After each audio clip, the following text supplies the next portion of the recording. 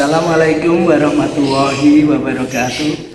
Nahmaduhu wa nasta'inu wa nastaghfiruh wa na'udzu billahi min syururi anfusina wa min sayyiati a'malina. May yahdihillahu fala mudhillalah wa may yudlil fala hadiyalah. Asyhadu an la ilaha illallah wa asyhadu anna Muhammadan abduhu wa rasuluh la nabiyya ba'da. Qala Rasulullah sallallahu alaihi wasallam, ala wa inna fil jasadi mudghah idza salahat jasadi kullu wa idza fasada jasadu kullu ala wa hiya qalb. Rawahu Bukhari Muslim. Jamaah YouTube, channel YouTube SD Jamaatul Ikhwan yang dirahmati Allah. Pertama-tama marilah kita panjatkan puja dan puji syukur kehadirat Allah Subhanahu wa taala yang telah memberikan banyak kenikmatan, di antaranya adalah nikmat sehat dan nikmat sempat. Dan yang penting lagi adalah nikmat iman dan takwa. Tak lupa selawat dan salam kita sanjungkan kepada beliau Nabiullah Muhammad sallallahu alaihi wasallam beserta kerabat, sahabat, dan para pengikutnya hingga akhir zaman nanti. Jamaah yang dirahmati Allah, di awal tadi saya bacakan sebuah hadis dari Nabi Muhammad SAW, di mana yang artinya garis besarnya adalah di dalam tubuh ada segumpal daging. Apabila daging itu baik, maka tubuh itu baik. Dan apabila daging itu jelek, maka seluruh tubuh itu juga jelek. Dan daging itu yang dimaksud adalah hati. Dari hadis di atas menunjukkan bahwa hati adalah pusat dari segala perilaku manusia. Perilaku manusia tidak jauh dari dua hal. Yang pertama adalah albir atau kebaikan, dan yang kedua adalah al-ismu atau kejelekan. Apabila kita memaksimalkan untuk menjalankan kebaikan dan mencoba untuk mengurangi keburukan, maka kita akan mengalami kebahagiaan di dunia dan di akhirat. Ada satu anjuran, apabila kita ingin melakukan sesuatu kegiatan, coba kita tanya kepada hati nurani kita. Apabila ketika kita laksanakan hati menjadi tenang, maka kita lanjutkan. Tetapi apabila hati kita menjadi gelisah, mari kita tinggalkan. Jamaah yang dirahmati Allah, sebelumnya ketika kita lahir, Allah sudah memberikan fitrah kepada kita, di mana fitrah itu adalah dia mengatakan tidak kepada hal-hal maksiat yang sekecil apapun. Jadi fitrah adalah benteng bagi kita untuk menghindari melakukan hal-hal maksiat yang dilarang oleh Allah Subhanahu wa taala.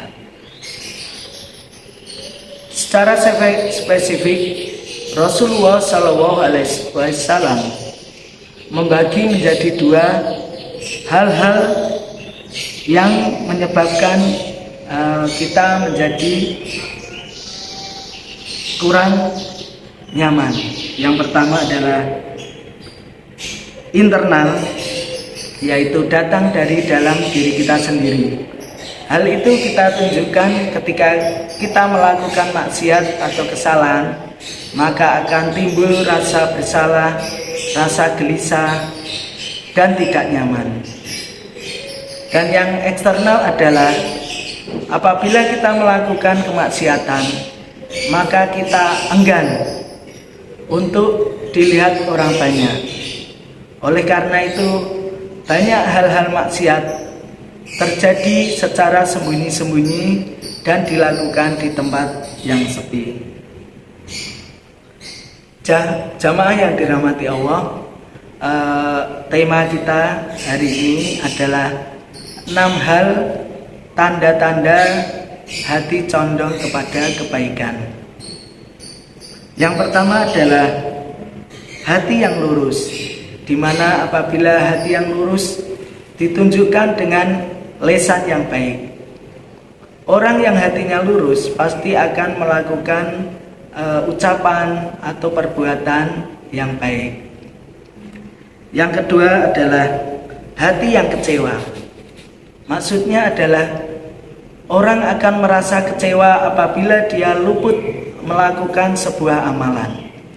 Apalagi di bulan Ramadan ini, bulan yang penuh berkah, kita akan sangat kecewa apabila kita tidak melakukan amalan-amalan yang nilainya sangat tinggi dibanding bulan-bulan yang lain.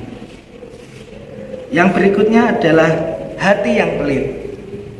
Pelit di sini adalah dalam makna yang positif, yaitu pelit dalam hal waktu, sehingga kita akan selalu menjaga waktu kita supaya tidak melakukan hal-hal yang negatif atau hal-hal yang sia-sia. Apalagi kita sudah masuk ke 10 terakhir bulan Ramadan yang seharusnya kita maksimalkan untuk melakukan kegiatan-kegiatan atau ibadah yang akan menambah pundi-pundi pahala kita. Yang berikutnya adalah kegelisahan dalam mencari ridha Allah.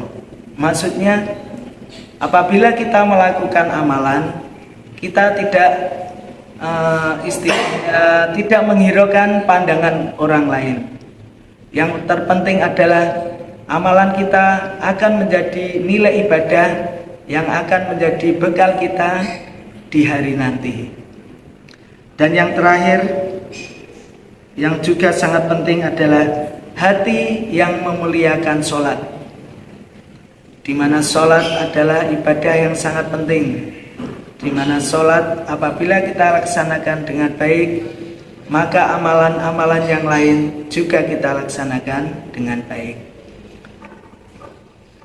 Pemirsa yang dirahmati Allah, semoga di bulan Ramadan ini kita coba lagi untuk selalu memperbaiki hati kita, selalu memaafkan orang lain apabila mereka melakukan kesalahan-kesalahan kita, dan kita selalu menjaga hati kita dengan selalu berzikir kepada Allah, beristighfar, memohon maaf apabila kita selama bulan-bulan terakhir ini banyak melakukan dosa.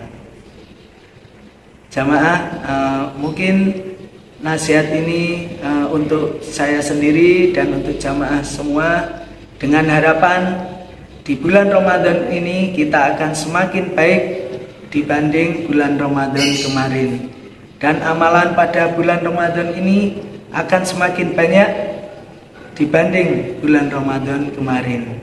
Dan pada akhirnya selesai bulan Ramadan, hati kita akan bersih, suci kembali seperti bayi, sehingga kita tidak mempunyai dosa baik untuk orang, untuk manusia, dan untuk kepada Allah Subhanahu wa Ta'ala.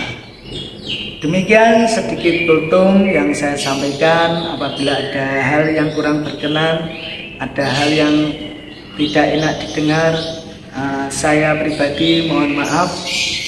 Dan apabila ada benarnya dari Allah Subhanahu wa Ta'ala. Saya akhiri, billahi taufiq wal hidayah. Wassalamualaikum warahmatullahi wabarakatuh.